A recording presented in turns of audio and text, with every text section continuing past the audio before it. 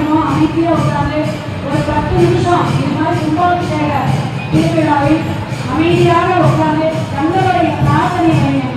திருமண தடை, குழந்தை பாக்கியம் வேணும், என்னென்ன காரிய தடை இருக்கோ அதெல்லாம் உட்கார்ந்து தியானம் என்ன வேண்டுதல் பிரார்த்தனை வைக்கிறீங்களோ அத்தனையும் நடைபெறும்.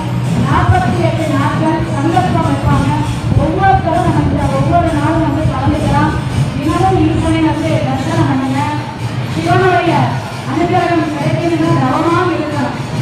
ஏன்னா ரிஷிகள் மகான்கள் எல்லா குருமார்களும் தவம் இருந்து தன்னுடைய சக்தியையும் வலிமையையும் ஆன்மீகத்தையும் ஞானத்தையும் பெறுவதற்கு சிவனிடத்தில் என்னன்னா ஒரே விஷயம் தியானம்.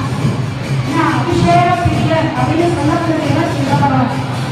சிவபெருமான் உடனே அனுகிரகம் கொடுப்பாரா அப்படின்னா நம்மளுடைய கர்மவினை எந்த அளவுக்கு இருக்கிறதோ அதனை பொறுத்துதான். ஒவ்வொருத்தரும் ஒவ்வொரு நட்சத்திர ராசிகளும் நாம் பிறந்திருக்கோம். அப்பேற்பட்ட இந்த பிறப்பு ஈஸ்வரனுடைய அருள் அனுகிரகம் வேணும்னா பிறப்பு எல்லா விஷயத்திலையுமே தன்னகத்தே கொண்டவர் பிரபஞ்சத்தில் முழு சக்தி வாய்ந்தவர் எனலாம்.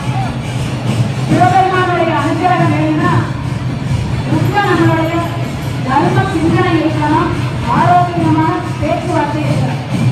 நம்மளுடைய எண்ணங்கள் செயல்கள் வேலையை சொல்லக்கூடிய பக்தர்களுக்கு வருவித்தார்கள். வேலையில் இருக்கக்கூடிய பக்தர்கள்